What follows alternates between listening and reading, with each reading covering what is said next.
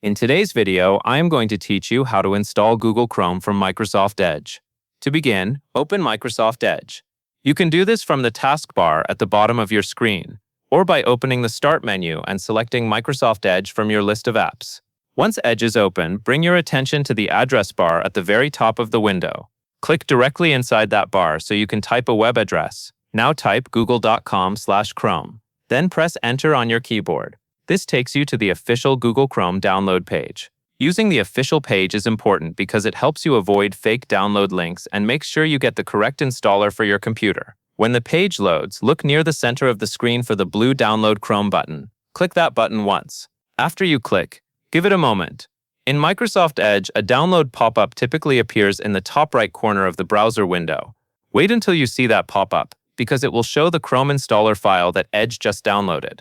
Inside that download pop-up, click the Open File link. This launches the installer, so Chrome can be set up on your PC. Right after you do that, Windows may display a user account control prompt. This is a security message that asks for permission to allow the installer to make changes to your device. When that prompt appears, click Yes to continue. Next, the Google Chrome installer window will open and begin working. You will see progress as it downloads and installs the necessary files. Wait until the installer reaches 100%. During this part, it is best to keep your computer on and connected to the internet, and avoid closing the installer window so the process can complete smoothly.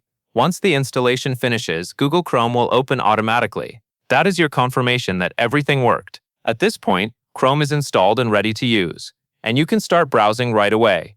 And that is all there is to it.